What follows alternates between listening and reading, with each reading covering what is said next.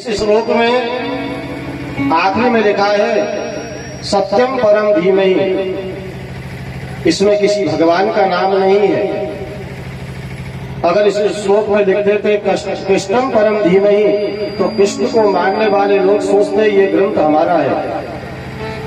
रामम परम धीमहि तो राम जी को मानने वाले सोचते ये ग्रंथ बन किया कि सत्यव्रतम सत्य परम सत्यम सत्य योनि नियतां च सत्ये सत्यस्य सत्यमृत सत्रणेत्र सत्पाकं तां शरणं प्रपन्नः।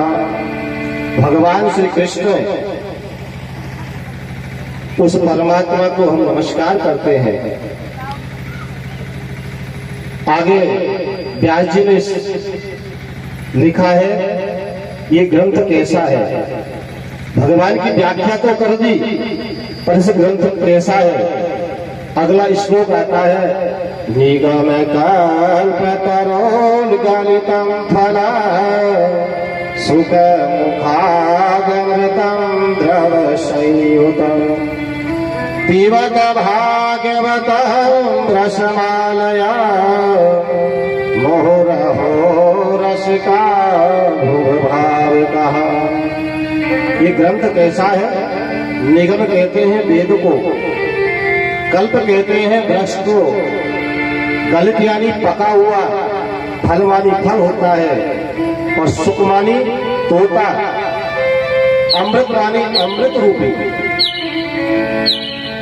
व्यास जी कहते हैं वेद रूपी विशाल काय कल्प वृक्ष में भगवत रूपी ये पका हुआ फल है, इसे पीना है। महाराज फल कभी पिया जाता है, फल तो खाया जाता है। वेद व्यास जी कहते हैं खाया उसे जाता है जिसमें छिलका होता है, गुठली होती है। इस फल में तो सिर्फ रस है। तो महाराज ये फल कहां से आया।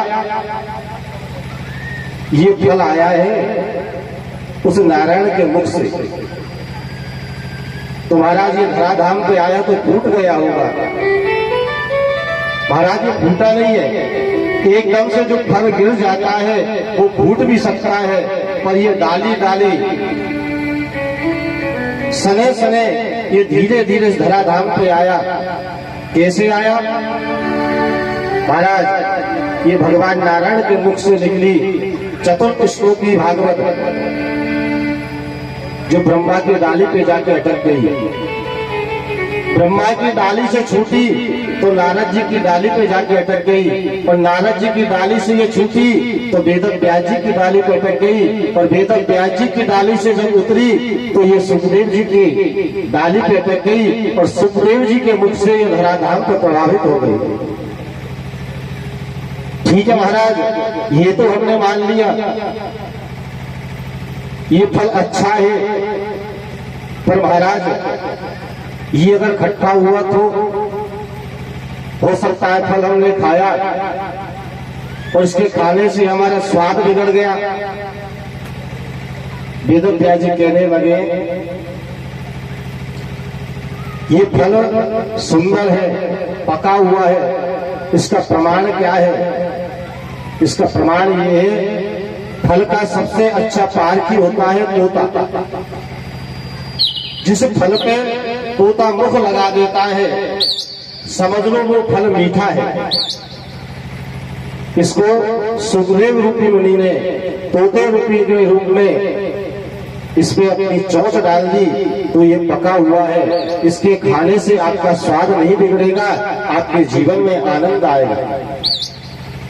महाराज ये फल का रस कौन सा है। ये अमृत रूपी रस है। इसे एक बार अगर तुमने पी लिया तो बार बार पीने की इच्छा होगी।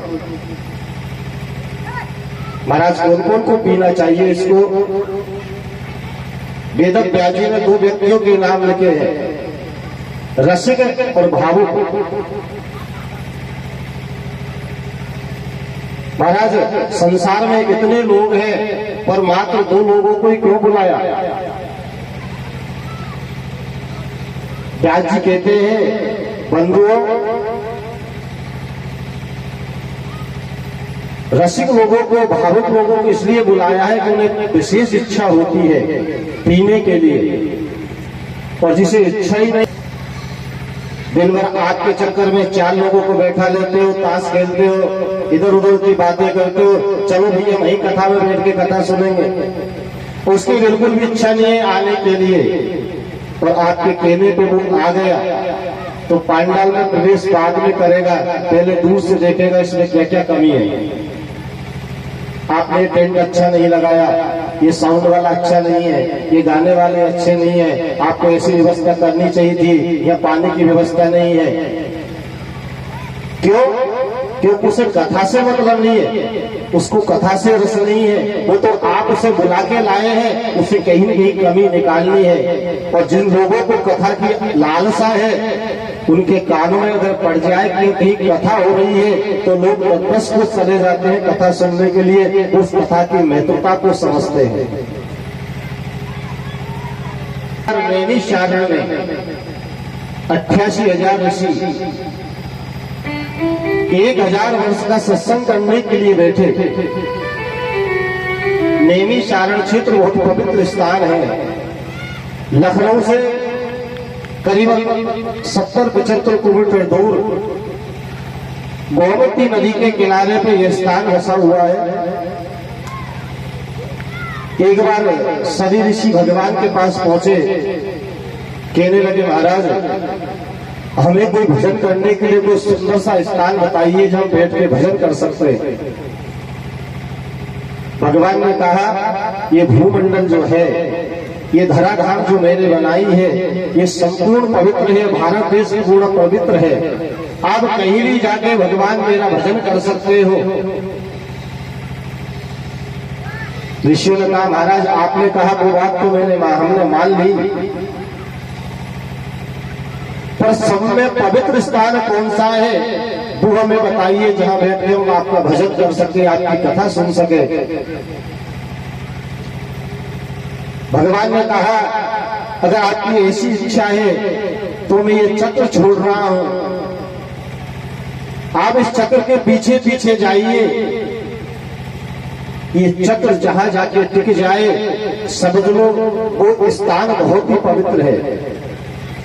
भगवान का सुदर्शन चला, सभी प्रांतों को निकालता हुआ नैमिषारण्य क्षेत्र में जाके उसकी नोक टिक गई, और उसी स्थान पर ऋषि मुनि एकत्रित होकर वहां सत्संग करने लगे। आज भी वहां पर एक चक्र तीर्थ है जहां पर पानी हमेशा घूमता रहता है। आप खड़े हो जाइए, पानी आपको घुमाता हुआ चक्र की इस तरह घुमाता रहेगा। भगवान के कितने अवतार हुए, जीवन का परम लक्ष्य क्या है, और भगवान धर्म की रक्षा करने के लिए अवतार धारण करते हैं। जब वे सुदान को चले जाते हैं तो धर्म किसकी सभा में रहता है।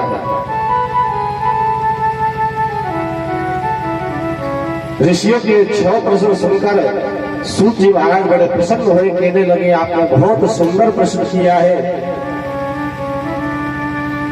पर ऋषियों मैं आपको कथा सुनाऊं उससे पहले जिनके कारण हम आज सत्संग करने के लिए बैठे हैं उस भगवान का स्मरण करें।